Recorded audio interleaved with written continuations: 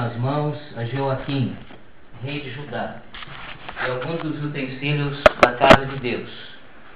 A estes levou-os para a terra de Sinar, para a casa do seu Deus, e os pôs na casa do tesouro do seu Deus.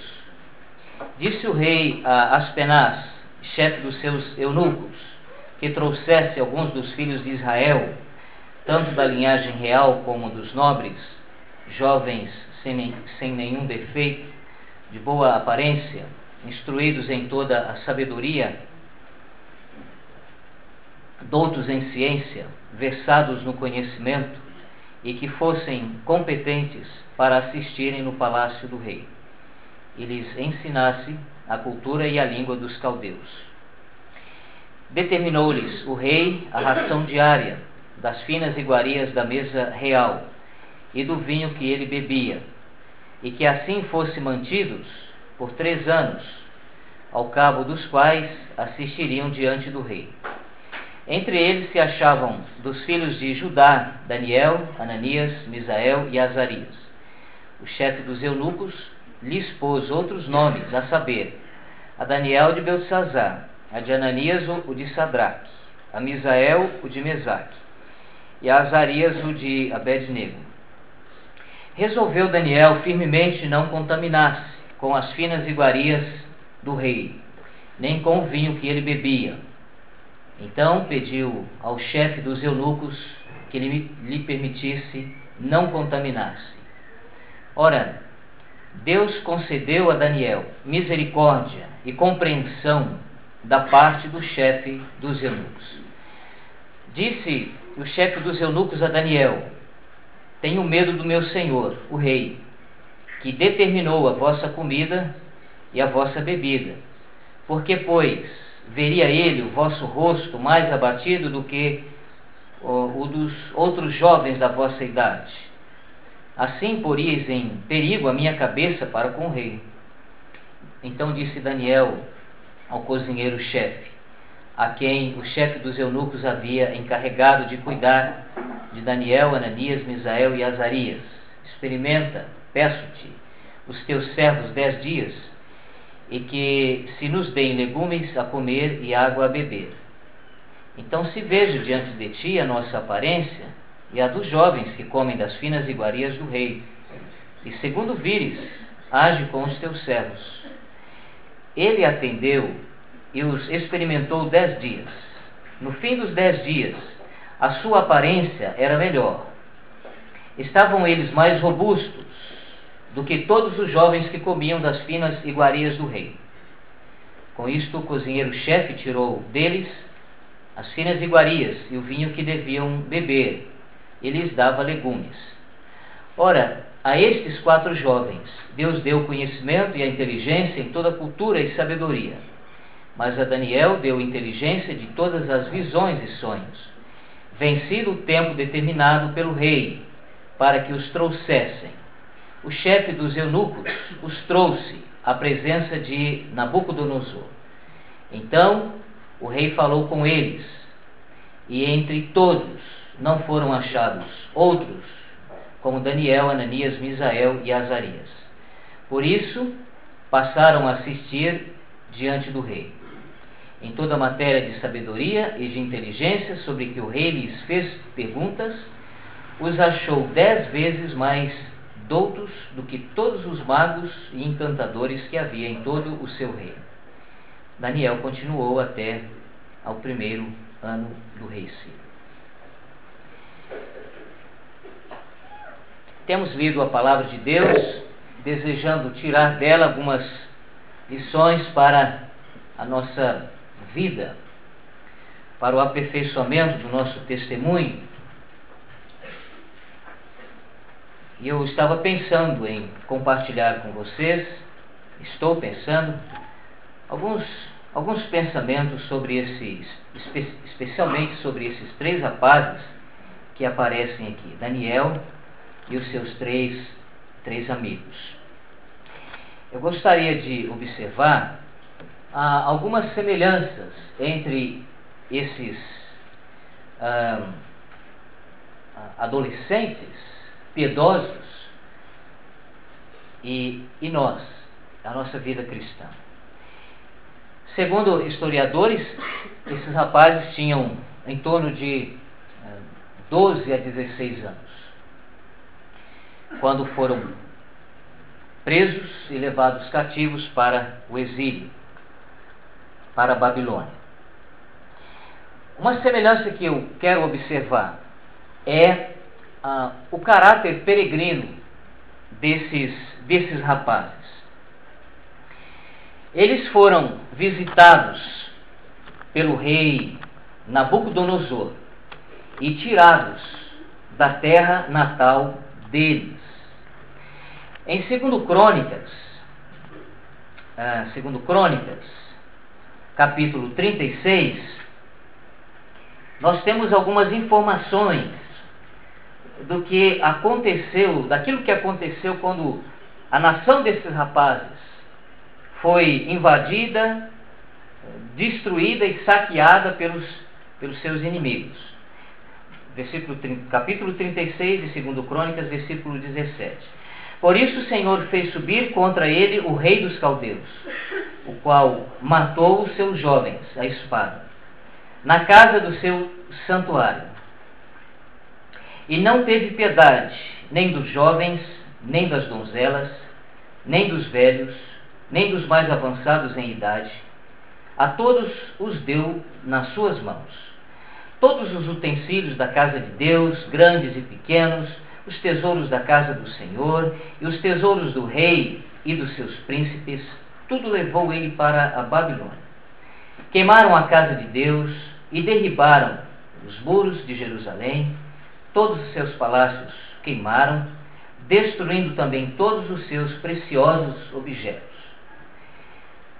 Os que escaparam da espada, a esses levou ele para a Babilônia, onde se tornaram seus servos e de seus filhos, até o tempo do reino da Pérsia.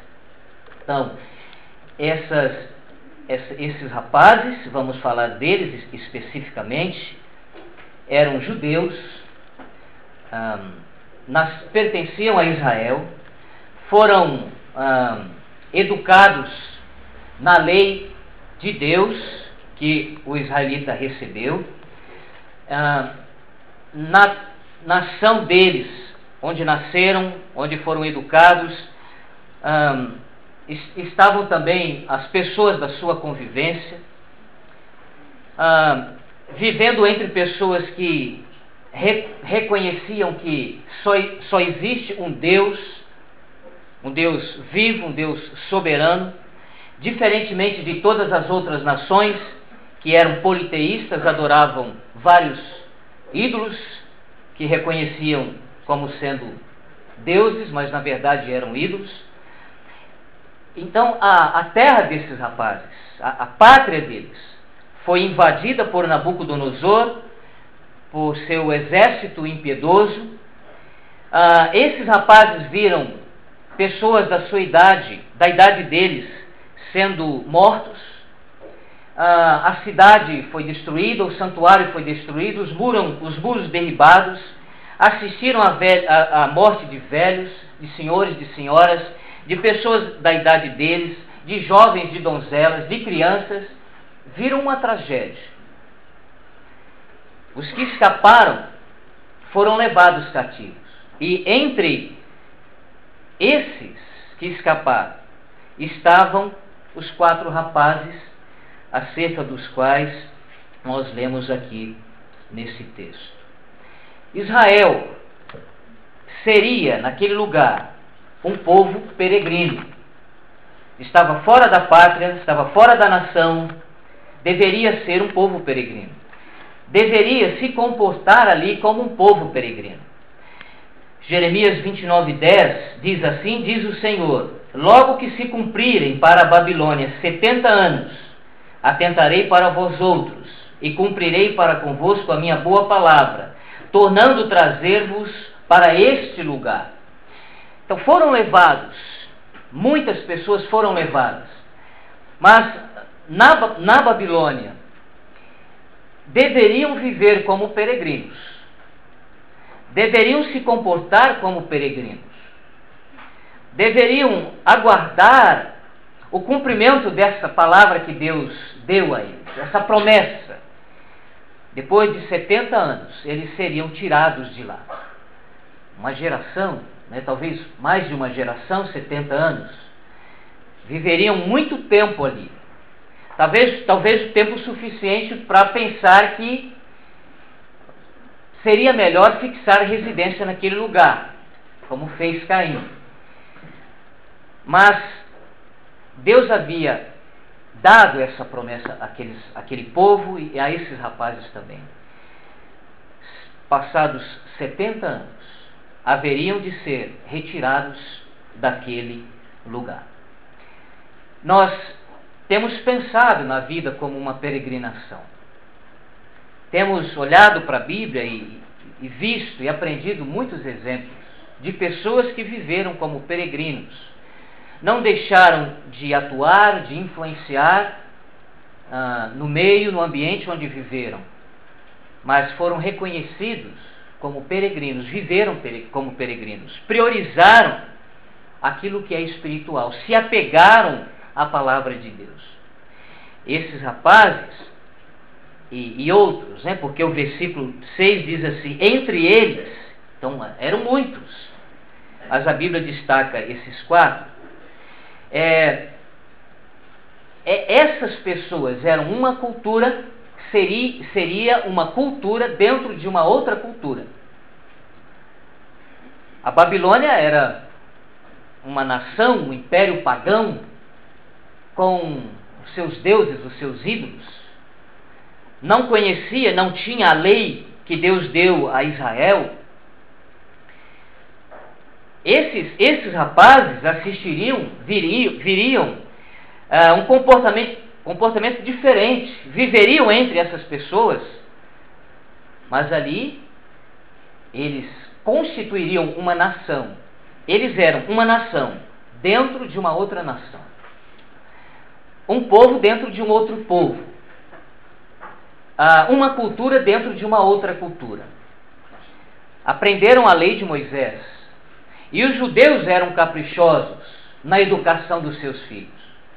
Quando a criança atingia os 13 anos, elas sabiam um absurdo da lei. Havia guardado na mente, internalizado, a lei do Deus daquela nação. E eles viviam assim. Esses rapazes eram rapazes piedosos. Talvez houvesse rebeldes em Israel, mas esses rapazes eram piedosos. E eles seriam uma cultura dentro de uma outra cultura. Deveriam viver diferente. Não deveriam perder as impressões, o molde que a lei do Deus deles deu, a personalidade deles, o caráter deles.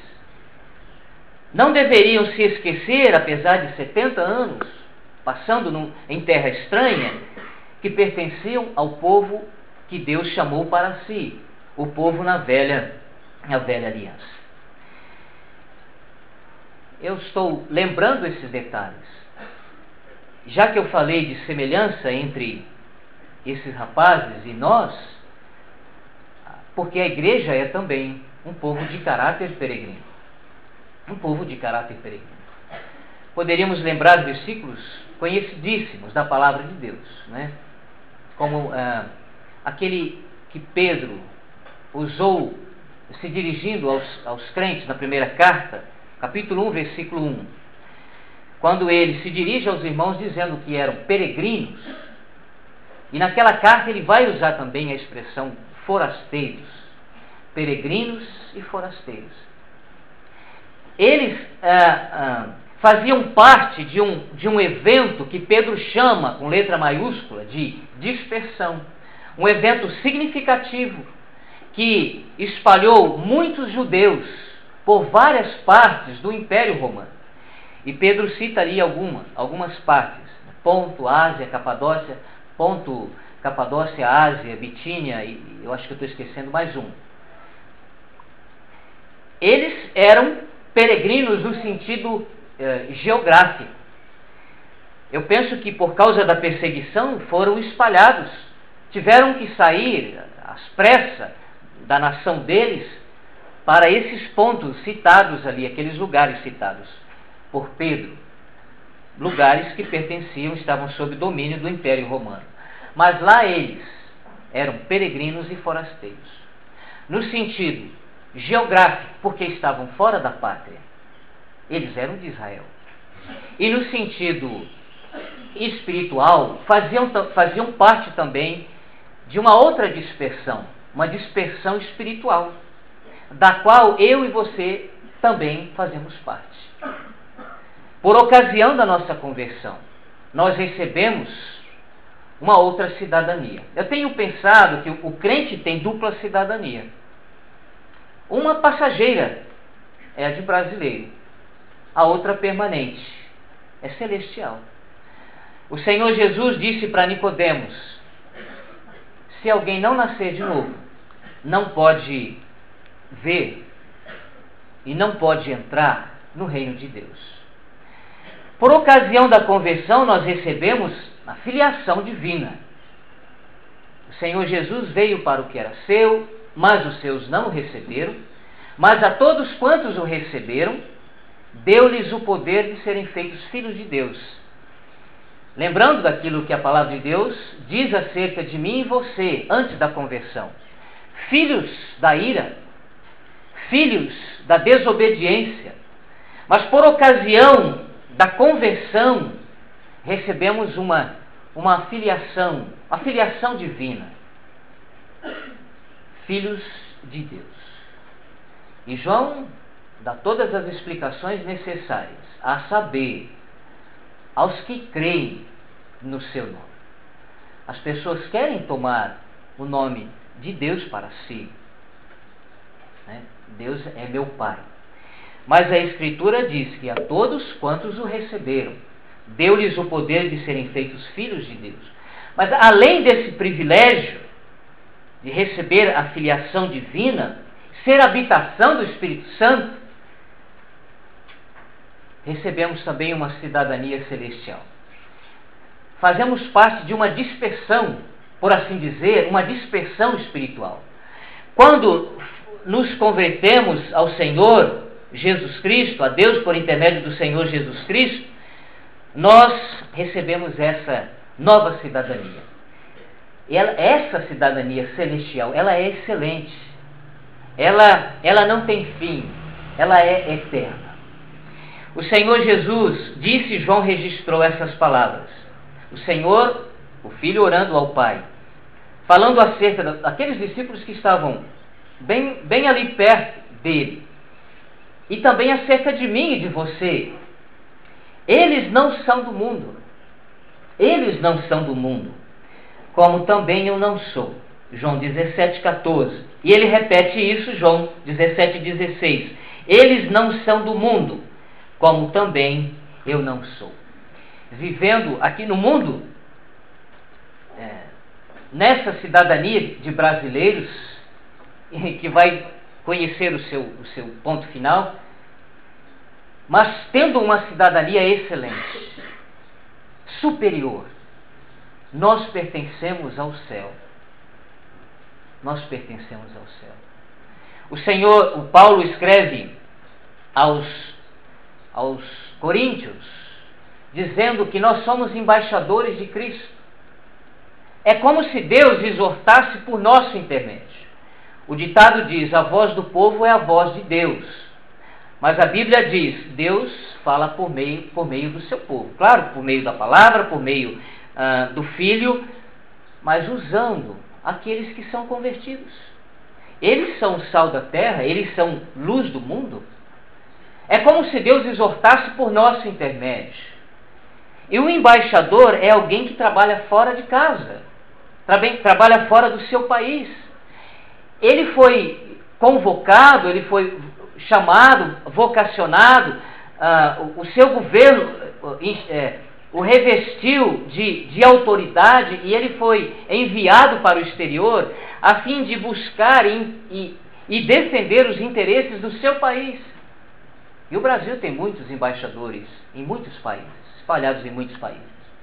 vivendo e vendo paisagens diferentes daqui, morando em terras onde há pontos turísticos visitados por milhões de pessoas. Pode ser que eles tenham tempo para visitar esses pontos, mas a prioridade deles é buscar e defender os interesses do seu país. Então, se eu e você somos embaixadores, então nós estamos fora de casa. Nós estamos fora de casa. Podemos somar a essa referência aquilo que Paulo disse. Efésios 3:20, a nossa pátria está no céu. E esses versículos vêm somando, vêm trazendo informações. A nossa pátria está no céu, de onde aguardamos também o Salvador, o Senhor Jesus Cristo. Nós estamos aqui, a nossa pátria está no céu, nós estamos fora de casa, nós estamos fora do nosso país, como esses rapazes. Isso significa que aqui nós somos peregrinos e forasteiros. Tenho pensado que esse é o grande desafio da igreja, uma vez que os últimos dias é marcado por a priorização daquilo que é material, a priorização do prazer imediato, em prejuízo do prazer eterno da salvação, da eternidade. Vivemos numa geração assim. O israelita estava há 70 anos ali. Quem sabe, coisa da minha cabeça, o garotinho perguntou ao seu pai: pai, será que a gente vai sair daqui mesmo? Já estou com 15 anos, estou com 20, 30, será? Numa outra ocasião, esse mesmo povo esteve cativo em outro lugar, no Egito. Não 70 anos, 400 anos, 4 séculos. É mais tempo. Será que não passou no coração aquela desconfiança? Vamos sair da terra ou não? Vamos subir da terra estranho ou não? A igreja já tem 2 milênios, é mais que 70 anos, claro. Mais que 4 séculos, 2 milênios. Será que nós vamos subir da terra? Ah, certamente vamos subir da terra. E nós estamos nessa expectativa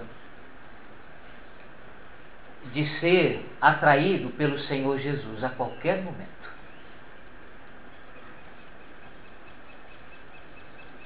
Pode ser que 2000 anos na terra traga desconfiança para alguém. Pode ser que alguém pise aquele terreno dos falsos mestres, citados por Pedro, e eles debochariam, dizendo assim: onde está a promessa da sua vinda? Porque desde que os pais morreram, as coisas continuam do mesmo jeito. E vivemos numa geração assim, entregue aos prazeres, entregues ao pecado. Vivemos e convivemos com fraquezas. O desânimo, a irresponsabilidade permeia os nossos relacionamentos. Parece que Deus perdeu o controle?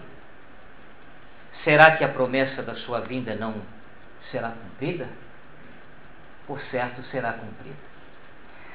Ao cabo de 70 anos, esses rapazes e o seu povo que estava ali saíram da Babilônia. E o Senhor Jesus há de nos tirar a qualquer momento. Como eu tinha medo, quando descrente, do arrebatamento. Eu tinha mais medo do arrebatamento do que da morte. Eu nasci num lar cristão. Quantas vezes ouvi de arrebatamento? Cristo voltando para buscar para si o seu povo.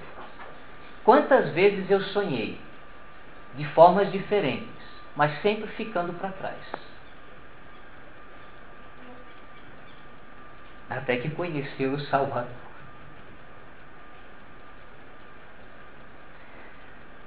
Até que esse medo foi dissipado. E apesar das deficiências, estamos esperando o cumprimento da sua promessa. Pode ser que o amigo, ao ver tantos defeitos entre nós, tenha desconfiado da pregação do Evangelho, tenha desconfiado daquilo que ouviu sobre a volta do Senhor Jesus. Ele voltará. Ele voltará. Deus fez a promessa para esses rapazes e para o povo desses rapazes e cumpriu.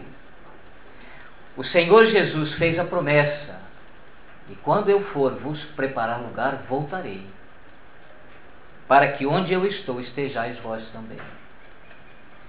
Eles eram peregrinos, nós somos peregrinos. Grande desafio nosso: admitir e viver como peregrinos. A outra semelhança, a condição onde eles estavam.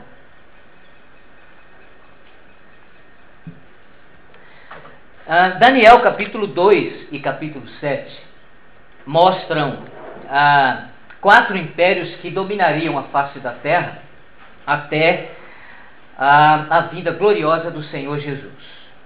Nabucodonosor viu uma estátua dividida em 4 partes, porque ela representava 4 impérios mundiais: cabeça de ouro, peito de prata, ventre de bronze, pernas de ferro. 4 impérios que dominariam o mundo. Mas Nabucodonosor pôde observar naquela visão que uma pedra foi cortada sem o auxílio de mão. E ela foi precipitada sobre os pés da estátua. Ela caiu sobre os pés da estátua. E toda a estátua foi destruída.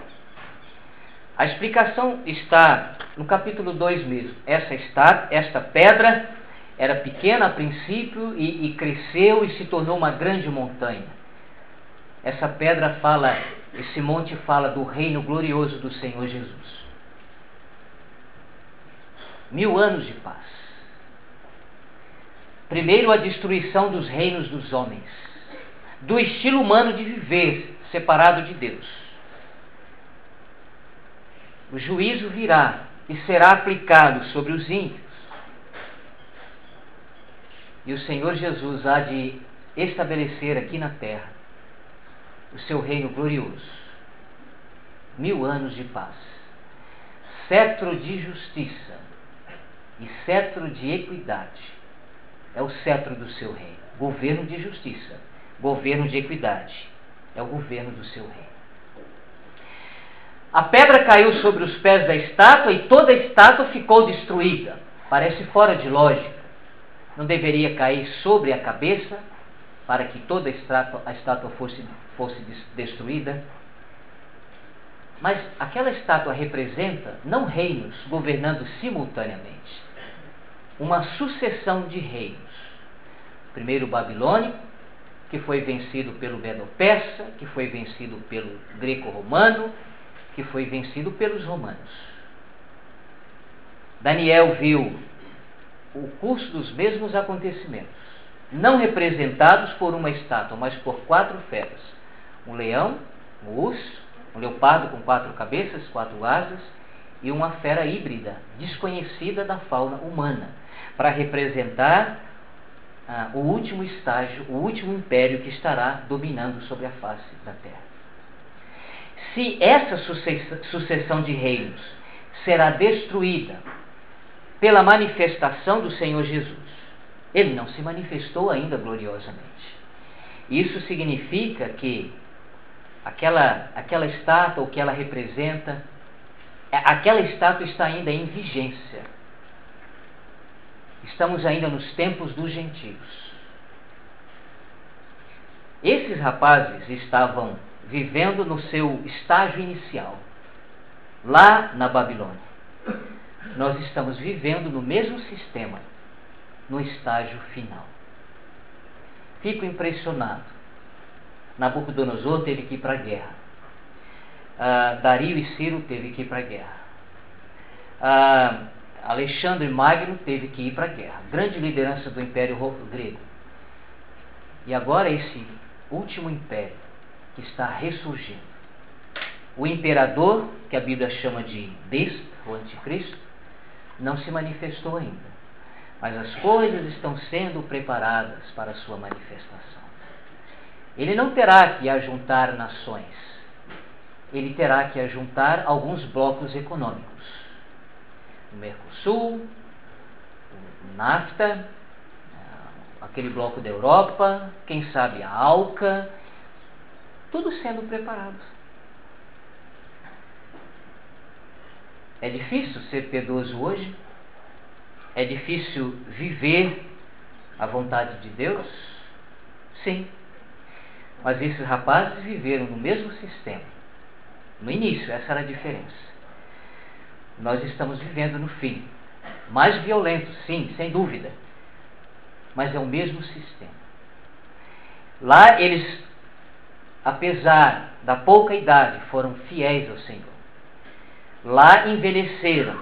Envelheceu Daniel, por exemplo, fiel ao Senhor.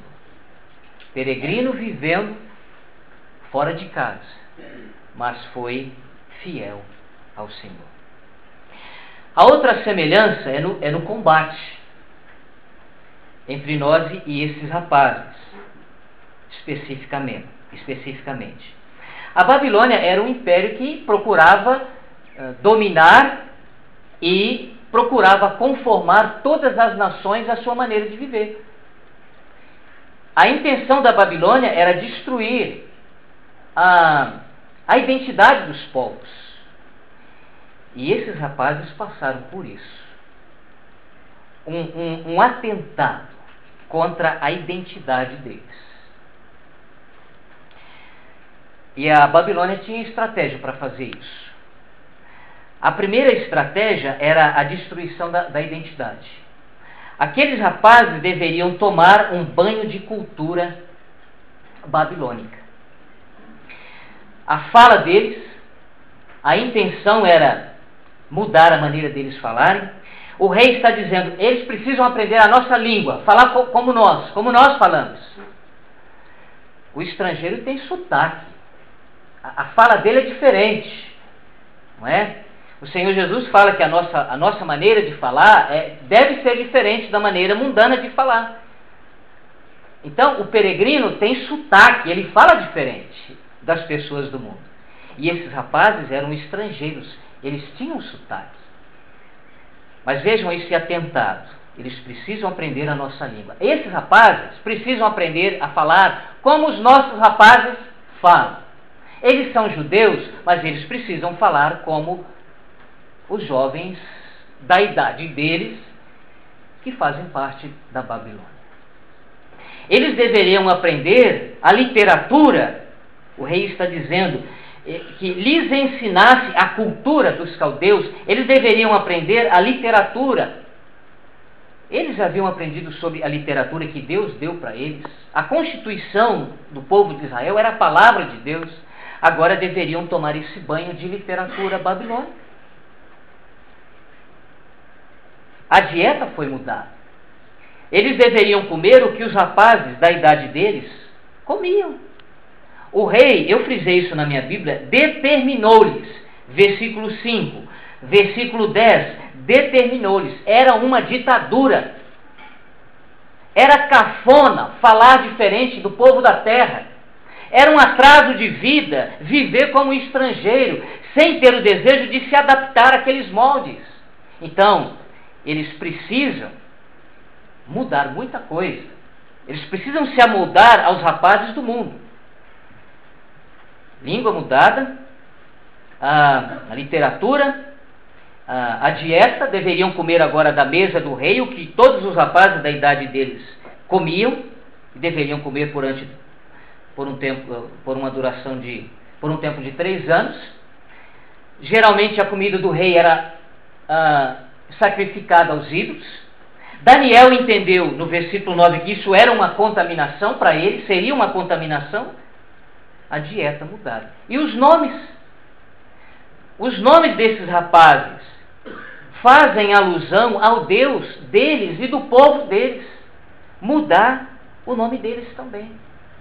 Uma destruição da identidade. E nós sofremos com o mesmo problema, como povo peregrino, como alguém que está vivendo fora de casa.